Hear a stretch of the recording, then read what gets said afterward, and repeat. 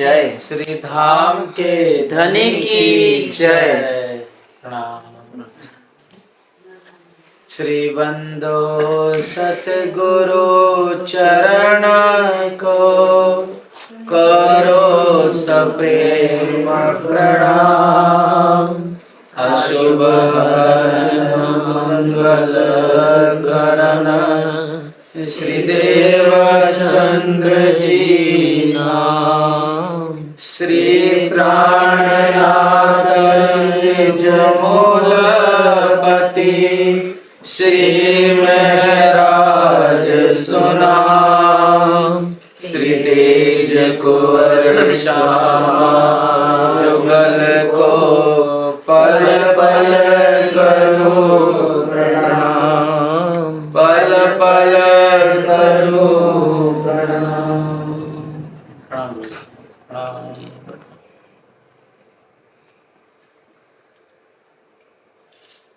वहवट पूरा खमाए नहीं, त्यारे बाह ग्रही ने काढ़ी सही। पणनावली सुध आपण ने के में, मोह जल गुण नवा मुक्यो आमे। मोह जल गुण नव मुक्यो आमे। त्यारे वड़या आपण सो पोतावट करी।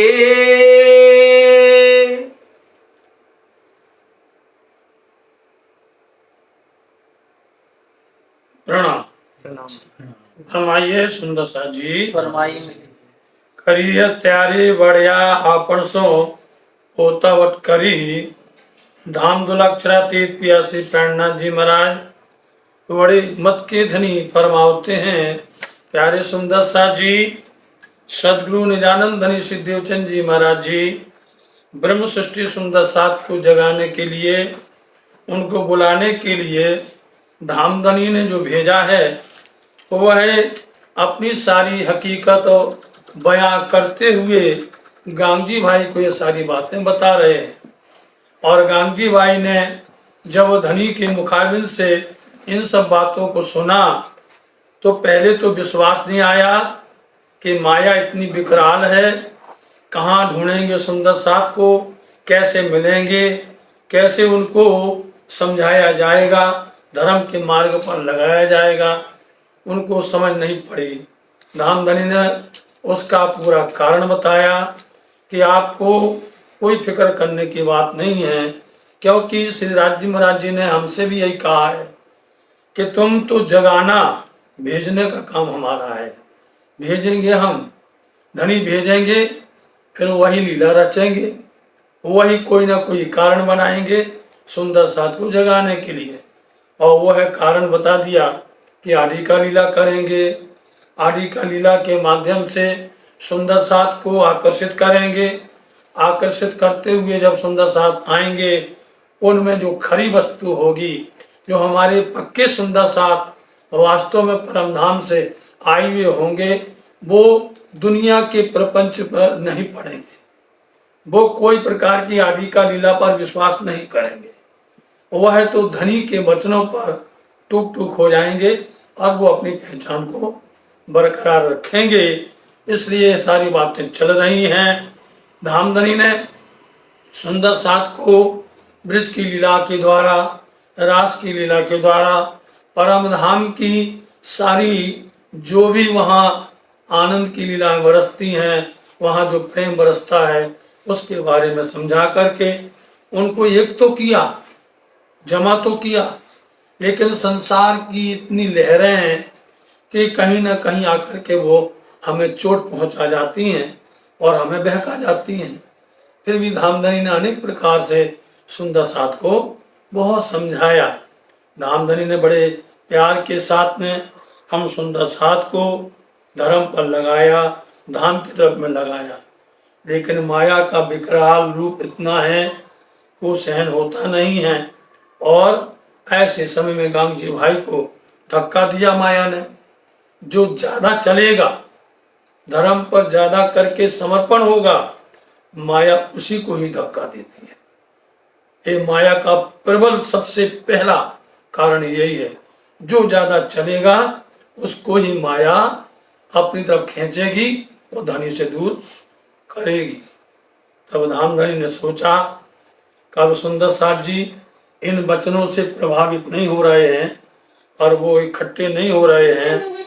तब धामधनी उनको ऊपर में अंदर से डांटने लगे। समझे नहीं? बाढ़िया बोलते हैं डांटना, खींचना, गुस्सा होना। इस तरह से अब धामधनी कितना हम उपाय कर रहे हैं, हम इतना इनके लिए सब प्रयास कर रहे हैं, लेकिन ये सारे प्रयास विफल जा रहे हैं। इसलिए फिर अंदर से उनको क्या आया? डांटा। डांट करके क्यों डांटा?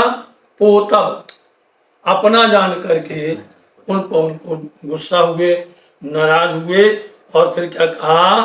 तो है भरम निद्रा नवमुखी फिर भी ये भरम ने, इस शंका ने हमारे ऊपर में ऐसा डेरा डाला है कि वो हटाया नहीं हटता है। उनके खींचने पर, नाराज होने पर, डांटने पर, कैसे भी करके ये भरम की नींद जो है फिर भी दूर नहीं हुई। त्यारे अनेक पेरे आंसू वाली ने, प्यारे अनेक पेरे आंसू वाले ने। अब उनने कहा कि असर कैसे होगा, तो अब वो खुद आंसू बहाने लगे। इतने उदास हो गए तो खुद रोने लगे। जब रोने लगे तो रोने का एक ऐसा बल है और रोने से सामने वाले पर मारने से ज्यादा, डांटने से ज्यादा असर होता है। समझे? कभी कभी घर में देखना, जब कोई भी अपने माता पिता बड़े लोगों की बात नहीं मानता है तो वो रोने लगते हैं। शायद ये रोने का असर उन पर आए और वो विनम्र हो जाए, उनके अंदर परिवर्तन आ जाए।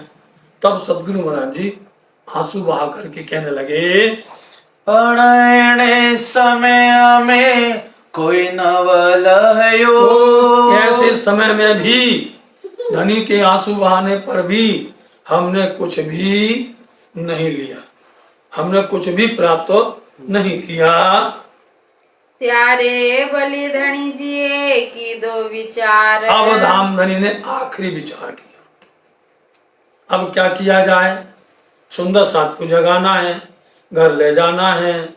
इसलिए उन्होंने ऐसे समय पर ऐसा सोचा, विचार न मतलब सोचा।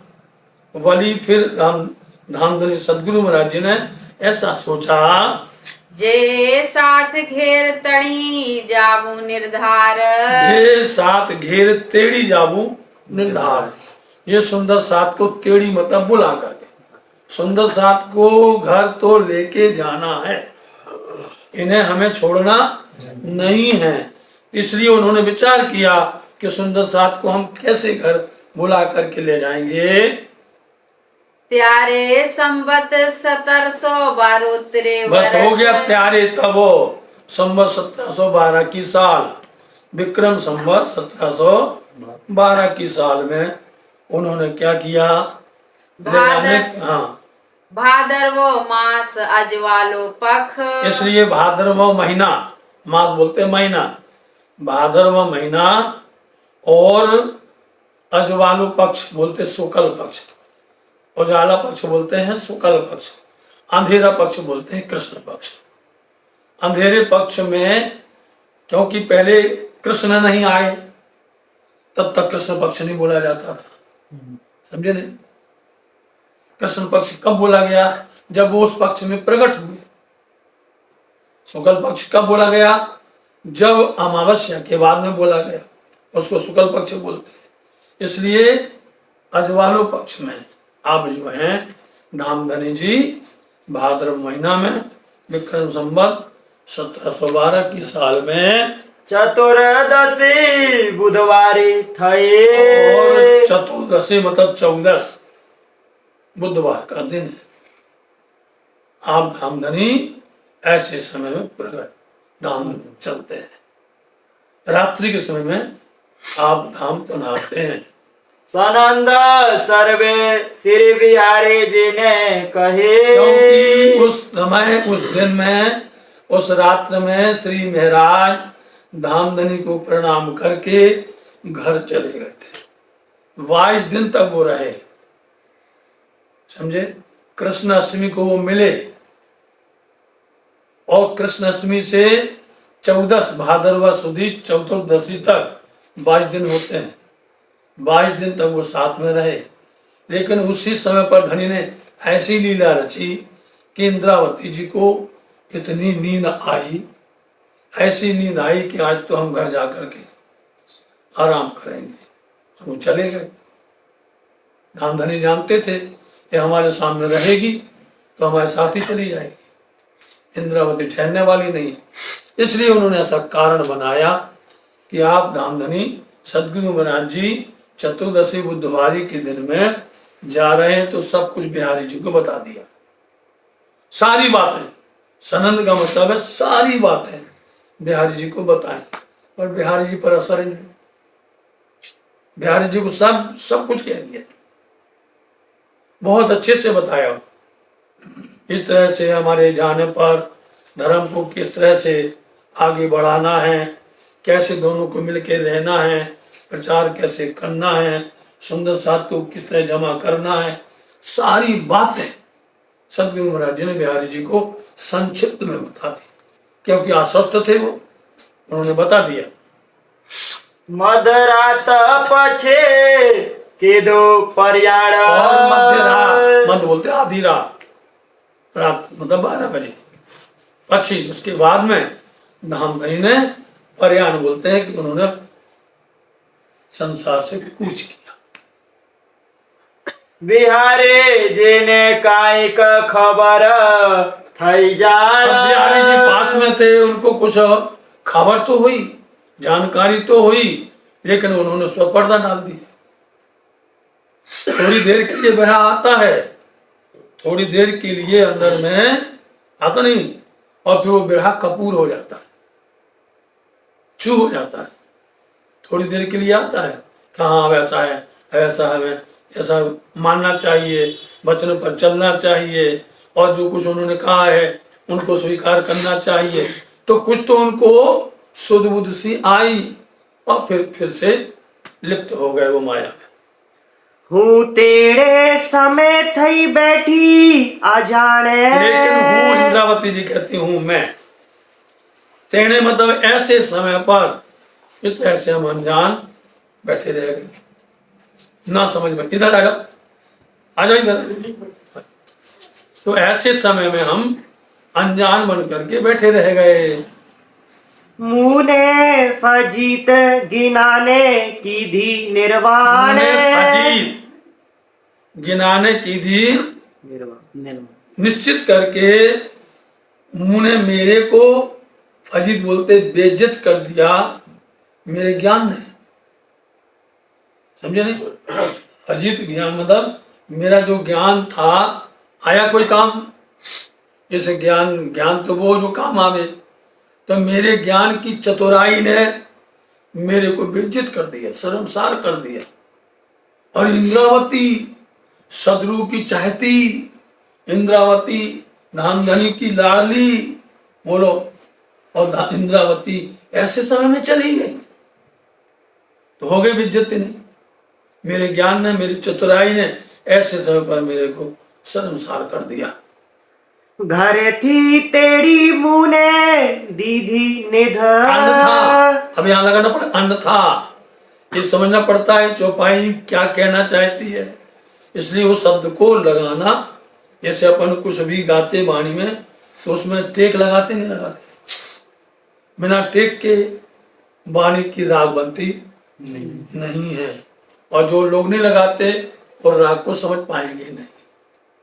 इसलिए मुंह ने मेरे को, अन्यथा धामधनी ने मेरे को घर से बुलाया था, कला जी के पास से बुलाया था। अन्यथा धामधनी ने पहली बार मेरे को कहां से बुलाया था? घर से। गोवर्धन भाई को कहा था जाओ लेके आओ। बालकाल से ही ये वस्तु आती है। ध्रुव को भगवान के चरण 5 साल में प्राप्त हुए थे। बुलाया था ना मेरे को, एक बार नहीं 2 बार, देख लो कितनी बार बुलाया उन्होंने। तो मेरे को अन्यथा धनी तो इंद्रावती बोलते इस ज्ञान ने मेरे को कहीं का नहीं रखा। अन्यथा धनी तो मेरे को घर से बुला करके ये ज्ञान मेरे को दिया था और सबसे आगे बिठाया था और सबसे ज्यादा लाभ करते थे। तो है नामू की जीबे मोह जल बोध। तो है मतलब फिर भी नहीं मुकी, नहीं छोड़ी। इस मोहजल की जो बुद्धि है फिर भी हमारे पर हावी हो गई। उनने हमको घर से बुलाया तो हमें इतना सावचेत होना चाहिए कि धनी इतना लाड़ करते, वो बात सब भूल गए, हम वो घर चले गए। तो इस तरह से मेरी हर तरह से शर्मसार हो गई। मुने हति माया नीलेर। क्या करूं, मेरे ऊपर में माया का प्रबल इतना भाव बन गया। माया ने इस तरह से अपने अंदर में हमें समेट लिया। माया ने अपना दबाव हमारे ऊपर इतना ज्यादा डाल दिया, इसको बोलते लहर। तो माया की हमारे ऊपर इतनी जबरदस्त तो लहर आ गई। तो ने आव्यो जीवने बेहर। इसलिए बड़ा है बोलते हैं बहर, मतलब मेरे को दुख नहीं हुआ, मेरे को जरा भी दर्द नहीं हुआ। माया की लहर आती है तो सारा जितना भी दुख दर्द विरह होता है वो हमको अपने में समेट लेता है। लेकिन मेरे को विरह आया ही नहीं, मेरे को दर्द हुआ ही नहीं, मेरे को दुख हुआ ही नहीं। त्यारे मारी निद गई माथे थी मारे हाथ। त्यारे मारी निद गई मारे थी हाथ। माहे थी मारे। माहे थी मेरे अंदर से, मेरी जो निध है, जो धन है, जो संपत्ति है, धनी रूपी जो अंदर बैठे हैं वो हमारे से गए। कहा? सदगुरु अंदर से निकले, देवचंद जी के अंदर से धनी जी निकले, संजय गए नहीं निकल करके। यदि वो नहीं निकलते तो वाणी प्रकट नहीं होती, आगे आ जाए। क्यों गए वो? क्यों धनी ने इस तरह से माया की लहर दिखाई? ऐसा नहीं करते क्योंकि सुंदर साथ सुन नहीं रहे थे, वो उदास हो रहे थे। तो कोई ना कोई तो कारण बनाना पड़ेगा अंतर ध्यान होने के लिए। इसलिए मेरे से हमारी निध धनी जी अमूल्य हमारे जो है हमसे अलग हो गए। श्री धाम घेर पहुता श्री प्राणनाथ। इसलिए धाम घेर पहुंता मतलब पहुंचे। श्री प्राणनाथ देख लीजिए, श्री प्राणनाथ सदगुरु धनी श्री देवचंद जी महाराज जी हैं। कितनी बार यहाँ पर खुलासा कर दिया। इसलिए सुंदर साथ जी प्राणनाथ के ऊपर में यदि आप नहीं समझ पा रहे हैं तो आपसे हमारा बार बार आग्रह है कि प्रकाश गुजराती को पढ़िए, प्रकाश हिंदुस्तानी को पढ़िए, तो आप प्राणनाथ की महिमा को जान जाएंगे। अन्यथा अंदर में तुम्हारी शंका बैठी रहेगी और तुम कभी भी जो अमूल वस्तु नहीं प्राप्त कर पाओगे। प्राणनाथ को समझना है तो आप जान जाइए कि आपको प्रकाश वाणी, खटुती वाणी, रास की वाणी को अच्छी तरह से आत्मसात करना पड़ेगा। आहे अम्माहे थी अदृष्ट थया। इसलिए हमारे धामधनी धाम गिर पहुंचा। कौन से धाम पहुंचे वो? इंद्रावती जी के पावन हृदय को घर कहा गया है। तो धामधनी उठ करके इंद्रावती जी के हृदय मंदिर धाम में पधार गए। समझे? आही अम माहे थी अदृष्ट। अब जो हमको दृष्टि में नजर आते थे, हमारी नजर में दिखते थे, अब दिखेंगे नहीं। होंगे साथ में, रहेंगे हमारे बीच में, पर अब दिखेंगे नहीं। इसलिए अदृश्य हो गए और इंद्रावती जी के पावन हृदय मंदिर में बैठ गए। हमें सारा साजा वैसी रहे हम सारा साजा मतलब हम तो वैसे की वैसे अच्छे ढंग से, वैसे की वैसे हमारे में परिवर्तन नहीं आया, वैसे हम जैसे अच्छे थे वैसे अच्छे हम बैठे रह गए। सारा साजा बोलते हम अच्छे से माया में वैसे की वैसे लिप्त रह गए। माया से हमारी दोस्ती हो गई, माया से हमारी लगाव हो गया, मतलब हम माया में वैसे की वैसे लिप्त रहे, माया से हमने मोह भंग नहीं किया। जो काई जीवने आवे भाए भाई मतलब कि शुद्ध समझ, यदि जीव को जो मतलब यदि जीव को थोड़ा सा भी समझ आती, उसके अंदर भाव जगता, तो ये नींद नहीं जाती। हम माया से दोस्ती नहीं करते, माया में बैठे नहीं रहते, हम शांत होकर नहीं बैठते। यदि तो कुछ भी हमारे अंदर जीव के अंदर में समझ और भाव जगा होता तो आ वचन केम काने संभलाए तो आ वचन केम काने संभलाए। आ वचन कौन से वचन कि धनी धाम चल गए, समझे नहीं। हमारे धनी हमको छोड़ करके और धाम से धार गए। इतना कान से सुन सकते थे, इंद्रावती बोलती हैं इतना नहीं सुन सकते थे तो इंद्रावती संसार में रहती कैसे। इसलिए धनी ने ऐसी लीला रची, इंद्रावती जी को घर भेज दिया, घर चली गई, जाके सो गई और रात्रि के समय पर धामधनी।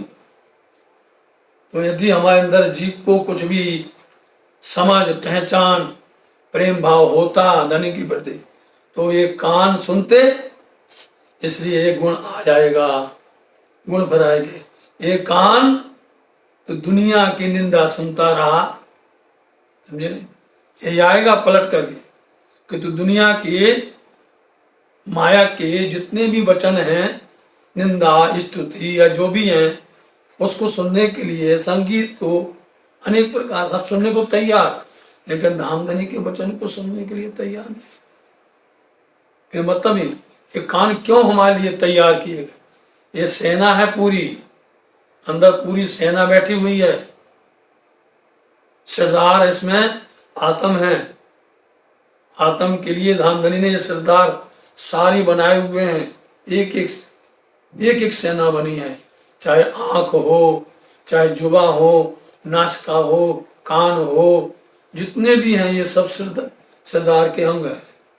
और यही यदि सेना धोखा दे दी, बोलो अच्छा, सरदार तो उन पर भरोसा रखता नहीं, यदि यही सेना धोखा दे दे तो सरदार तो हार जाएगा बाजी।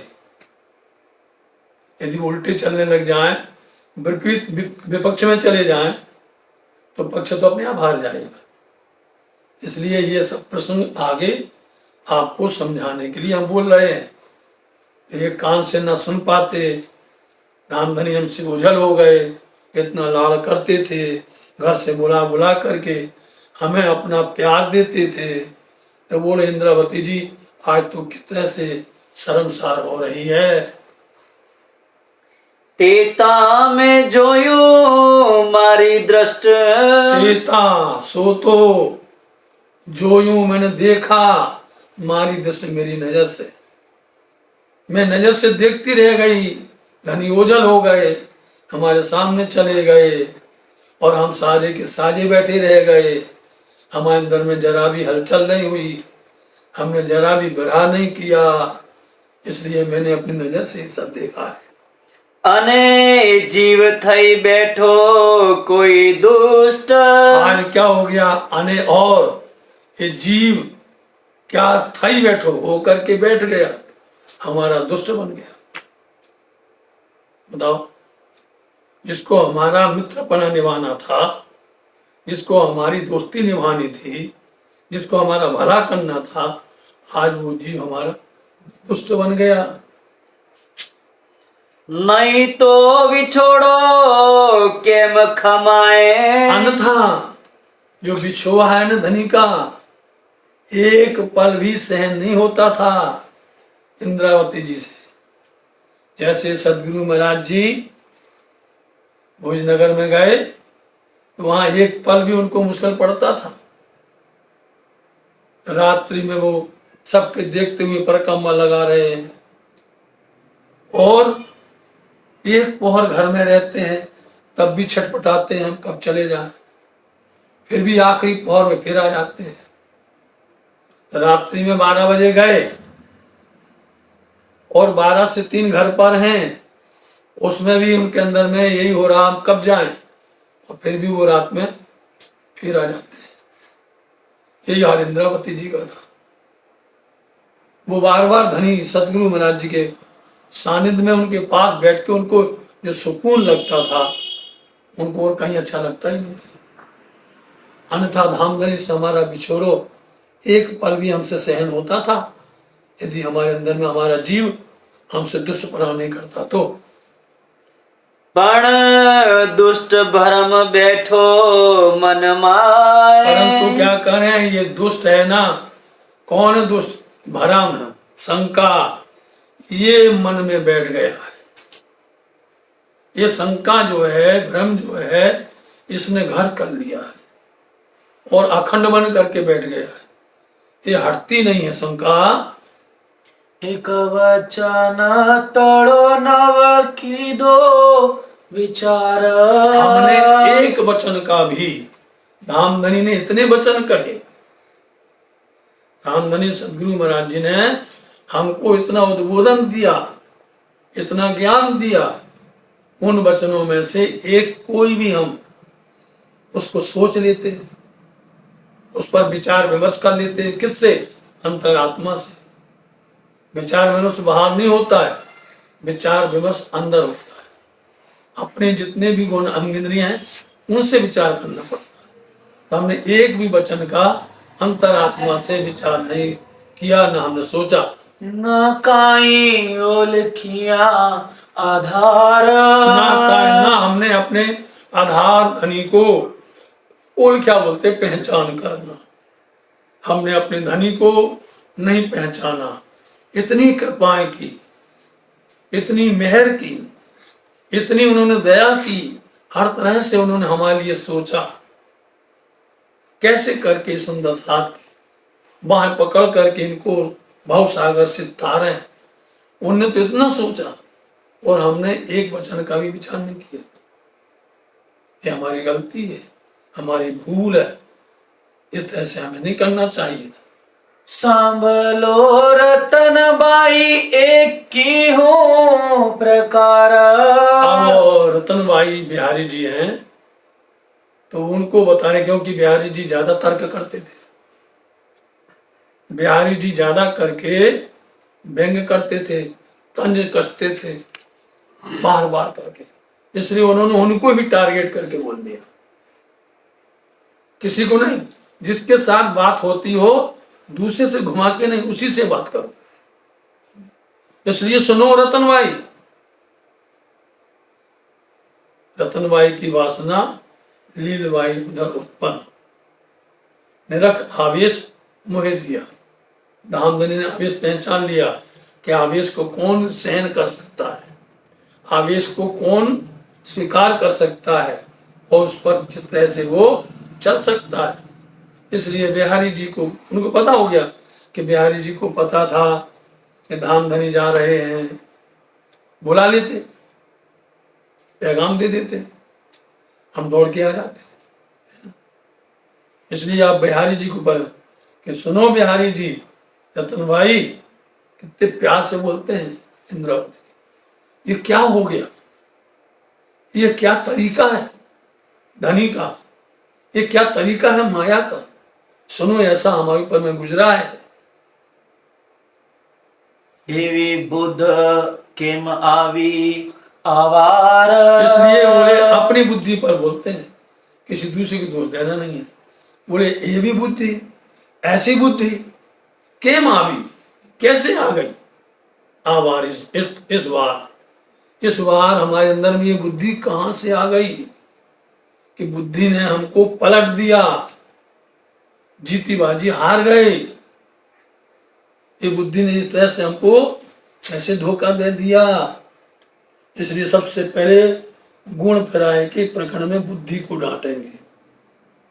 यही बुद्धि का अवतार होती है। यही बुद्धि निष्कलंक अवतार होती है। और यही बुद्धि सारे जितने भी अंदर में अवयव बैठे हुए हैं गुण, उन सब की सरदार है। जैसे गाड़ी में ड्राइवर मालिक होता है, ऐसे पूरे शरीर के अंदर में जितने भी गुण अंग इंद्रिय, उसका मालिक सरदार होता है बुद्धि। इसलिए बोलते ये बुद्धि आभार ऐसे कैसे पलट गई, कैसे धोखा दे गई और कैसे हमें छल लिया। सुनो रतन भाई, ये कितनी बड़ी गलती भूल हो गई है।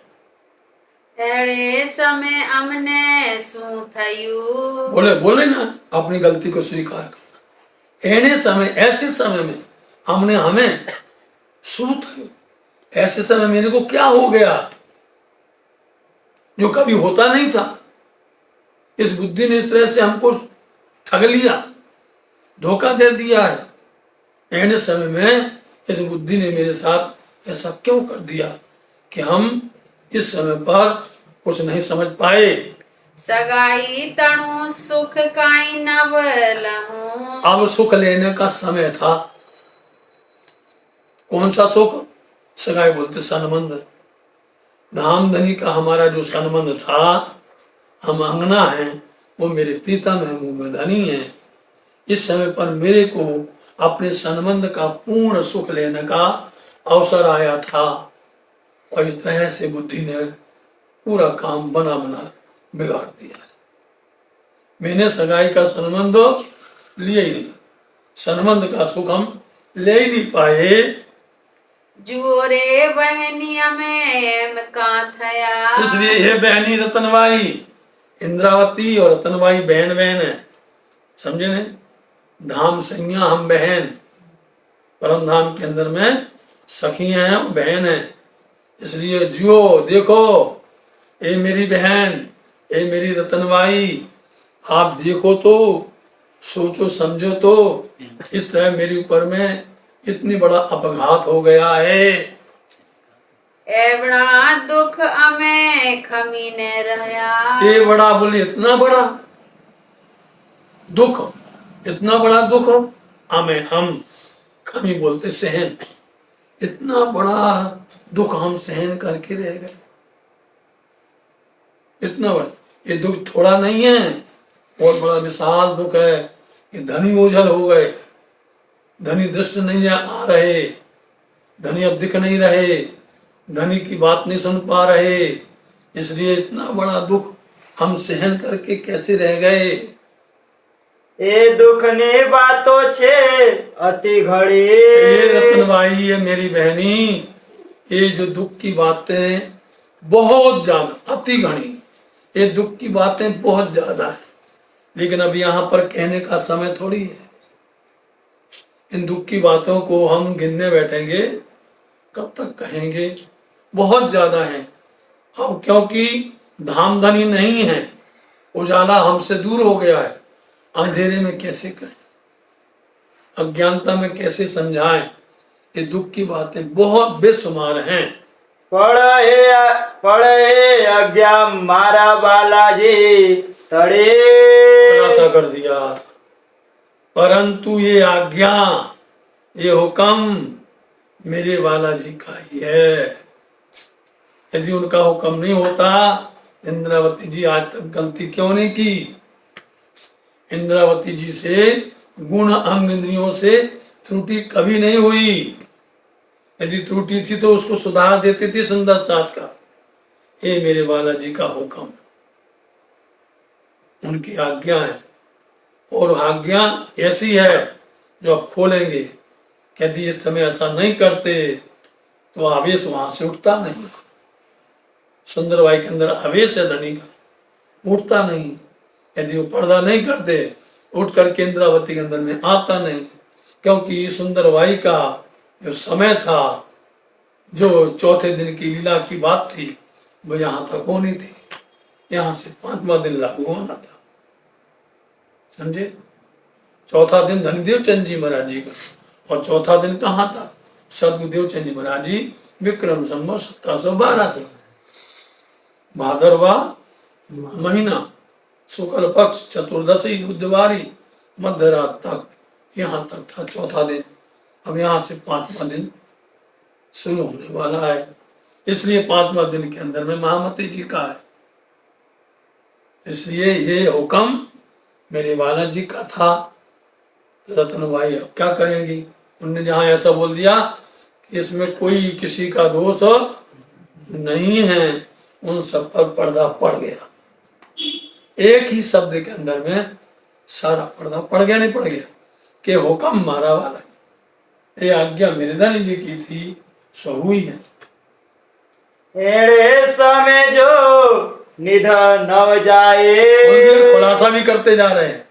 ऐने समय, ऐसे समय पर यदि ये निध सदगुरु धाम धनी हमारे बीच में से यदि आदर्श नहीं होते, यदि वो धाम तरफ नहीं चलते, तो आवेश स्वरूप के मुकाए। तो जो आवेश कहाँ था, सुंदरबाई के अंदर में था। तो वो आवेश जो आवेश स्वरूप है, कैसे मुकाए, मतलब कैसे जुदा होता, कैसे छोड़ा जाता, कैसे अलग होता। जब वो ऐसा लीला करेंगे तभी तो आवेश वहां से उठेगा, क्योंकि आप जानते हैं कि आवेश की ही लीला है। हर बार कहते हैं कि आवेश जिसके अंदर में आता है वही प्राणनाथ कहलाता है। और सुंदर साथ आज भी नहीं समझ पा रहे, इसलिए हम बार बार कहते हैं कि आप दबी डांड मत बोलो, दब करके मत बोलो। जो वाणी कह रही है वाणी के साथ तो चलो, जो वाणी कह रही है उसको तो आत्मसात करो, उसके अनुसार तो चलो। विक्रम सा ये स्वरूप, ये आवेश बदलता है। ब्रज से रास में आया, रास से बरारब गया, और बरारब से सदगुरु महाराज जी के अंदर में श्री 5 नौतनपुरी धाम जामनगर आया, और वही आवेश स्वरूप उठ करके इंद्रावती जी के। और प्रसंग भी बताते हैं कि यदि ऐसे समय में ये आवेश नहीं जाता तो फिर पहचान कैसे होती, और किस तरह से इंद्रावती जी प्राणनाथ होती। आवेशे धनी ओल खाए, सबसे बड़ा पॉइंट है ये, सबसे बड़ी बात है ये आज की चर्चा में, कि आवेश स्वरूप धनी ओल खाए। इस आवेश से ही धनी की पहचान होती है। ओल खाए मतलब पहचान। इस आवेश, जो आवेश को यदि आप विश्वास नहीं करते, नहीं मानते हैं, तो आप निजानंद के बारे में नहीं जान सकते। धर्म के बारे में आपके अंदर में कोई पहचान नहीं है, कुछ भी पहचान नहीं है। और आज इसी आवेश स्वरूप को लोग ढांकते हैं, इसी आवेश स्वरूप को लोग बाहर छिपाते हैं, और आवेश स्वरूप से ही धनी की पहचान होती है। ओलखे खिण जुआ न रहबाए, ओलखे खिण जुआ न रह, जो इसको ओलखता है, पहचानता है, एक क्षण भी जुदा नहीं। बोलो, ओलखे पहचान की ब्रजमंडल में सखियों ने, एक पल जुदा नहीं। बोलो आप, ब्रजमंडल में धनी की पहचान, जोश जो है, जिस अक्षरातीत धाम धनी श्री राज महाराज जी का, जिन श्री कृष्ण के अंदर में है, उनके स्वरूप को पहचान करके एक पल भी वो ब्रह्मंगनाए, न घर में मन लगता है, बोलो, न किसी काम में मन लगता है, किसी तरह से ठहरता नहीं है, दीवानी जैसे होती, पागल जैसे। और यही आवेश स्वरूप ने ब्रज से रास में बुला दिया। बताओ, लोग एक कदम घर का नहीं छोड़ सकते। इन्होंने त्राटकड़ी तटका करिया, कहीं बंद आता संसार। जितने भी बंधन थे संसार के, जो पुरानी घास होती है उसको हाथ में पकड़ो, तोड़ना नहीं है, अपने आप ही वो टूट जाएगी। ऐसा संबंध विच्छोद कर दिया, परिवार का, समाज का, घर का, सब तोड़ करके वो चली गई। आवेश में इतनी प्रबल प्रेम शक्ति होती है, इश्क होता, ऐसा आकर्षण होता। यही आवेश स्वरूप जो है सदगुरु महाराज जी के अंदर में, यही आवेश स्वरूप जो है इंद्रावती जी के अंदर में। इसलिए जिनको इनकी पहचान हो जाती है वो उस स्वरूप को एक पल भी जुदा नहीं हो सकता उनसे। ते माटे जो एम ना थाए, ये माटे जो एम ना थाए, यदि इस तरह नहीं होता, एम ना इस तरह से ना होता, थाए मता होता, यदि ऐसा नहीं होता कि सदगुरु धनी देवचंद जी महाराज जी के अंदर में जो धामधनी श्री राज जी प्राणनाथ जी बैठे हुए हैं, यदि वो उनको छोड़ करके उठ करके नहीं जाते इंद्रावती के अंदर में, ऐसे समय में यदि वो नहीं जाते तो आवाणी के मैं कहवाए। वाणी कौन कहता? बोलो आप, कौन कह रहा है? अब इसमें आप कर दो बात। प्राणनाथ शुरू से चल रहा है, अनादिकाल से चल रहा है, जिनको अनादि अक्षरातीत कहा गया है। यदि वो ऐसा नहीं करते, इंद्रावती जी के मुखारबिंद से वाणी कैसे प्रकट करते? खुद कह रहे हैं, ए वाणी महाराज से प्रकट ना था, ए वाणी मेरे धनी जी कही, कहने की शोभा कालबुत को थी। यदि इस समय वो ऐसा नहीं करते, अंतर्ध्यान नहीं होते, छोड़ के नहीं जाते, तो वो अंदर नहीं बैठते इंद्रावती के, और ना ये वाणी प्रकट होती, ना ये वाणी आती। अब बोलो इसके अंदर में कौन कह रहा है? वाणी महाराज कह रहे हैं। लोग जो है उल्टी सीधी बातें, खुद उन्होंने अपने आप को पहले ही बोल दिया कि वाणी ये मेरे, वाणी मेरे पीयू की, खुद कह रहे हैं वाणी मेरे पीयू की, न्यारी जो संसार। हवे फिट फिट रे बूढ़ी तू बोध। इसलिए फिटकार है, एक बार नहीं, दो बार, तीन बार। इसलिए बुद्धि तेरे को बार बार धिक्कार है। फिटकार मतलब धिक्कार। ये मेरी बुद्धि अब तेरे को अब तो समझ गई कि ये सब क्यों हुआ, इस तरह से ऐसा क्यों करना पड़ा धनी को। धनी की लीला है। ते नव दीदी जीवने शुद्ध, ते नव दीदी जीवने शुद्ध। इसलिए तुमने जीव को समझ नहीं दी, ज्ञान नहीं दिया, अंदर में तुमने अंदर भाव प्रकट नहीं करने दिया, या जीव को जानकारी नहीं दी तुमने। ये बुद्धि, ये तेरा काम है। बुद्धि सबको ज्ञान देती है, बुद्धि सबके अंदर में पहचान करवाती है, उसके अंदर में संचार करती है ज्ञान का। तो तुमने सुध ही नहीं दी, हमें ज्ञान ही नहीं दिया, बुद्धि नहीं दी तुमने। महादुष्ट अभांगनी तो, इसलिए ये बुद्धि तू महादुष्ट है, तू भाग्यहीन है। अभागनी मतलब भाग्यहीन है, तेरा कोई भाग ही नहीं है कि तुमने ऐसे समय में मेरे को बेइज्जत भी कर दिया, धाम देने पहचान दी थी, सब कुछ किया था, ऐसे समय तो छोड़ के चली गई।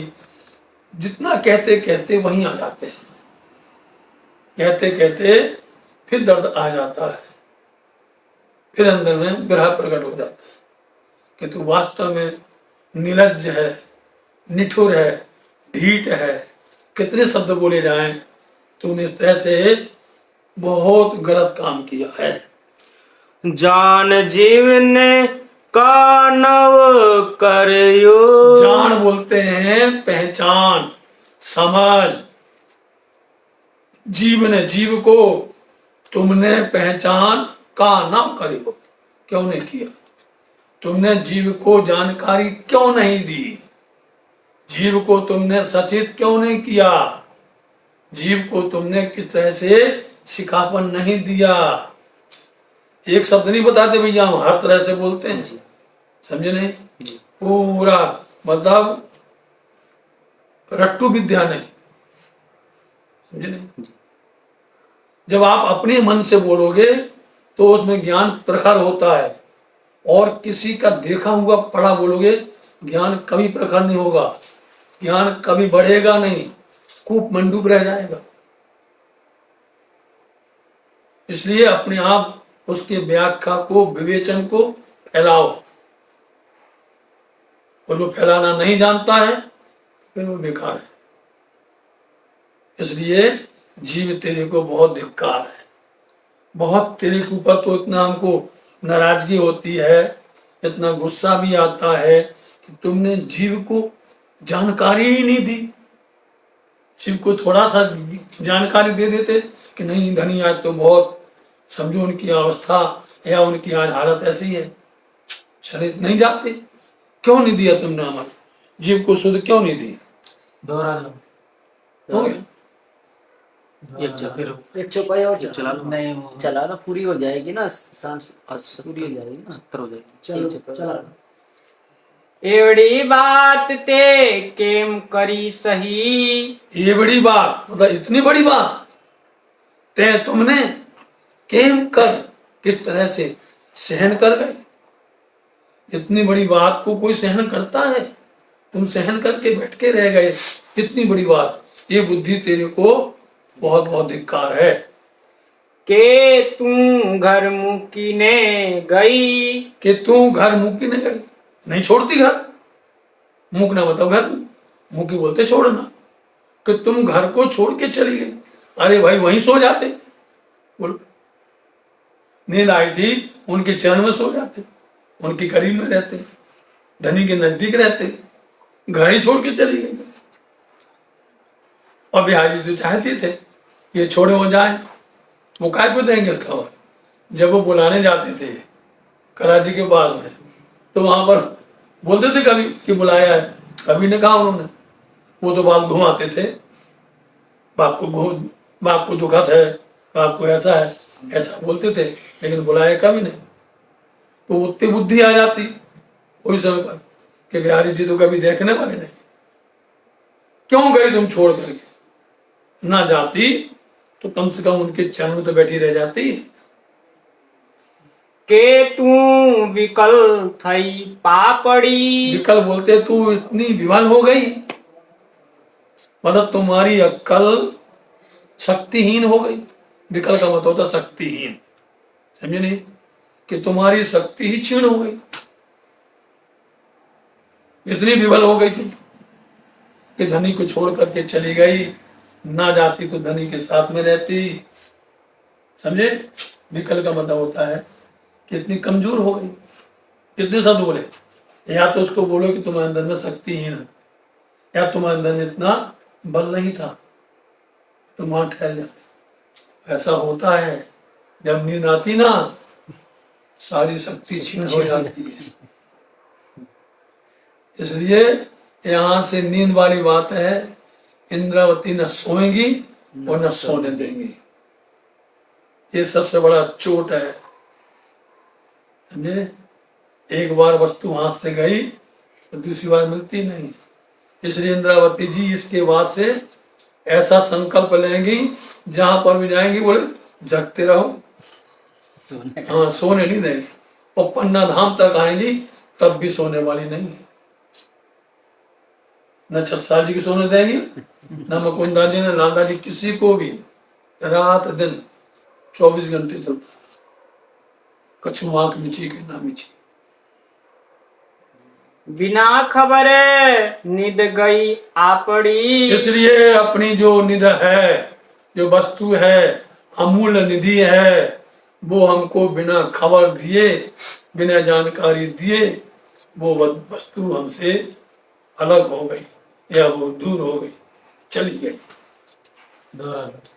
बिना खबर निद गई आपनी, बिना खबर निद गई आपनी, ये बड़ी बात ते केम करी सही, ये बड़ी बात ते केम करी सही, के तू गरमुखी ने गई, के तो घर मुकी ने गई, के तू विकल थई पापणी, के तो विकल थई पापनी, बिना खबर निद गई आपनी, बिना खबर निद गई आपनी, बिना खबर निद गई आपनी, बिना खबर निद गई आपनी। बोलो श्री प्राणनाथ प्यारे की जय, श्री धाम के धनी की जय, समस्त सुंदर साथ की जय। प्रणाम जी। 51 मिनट।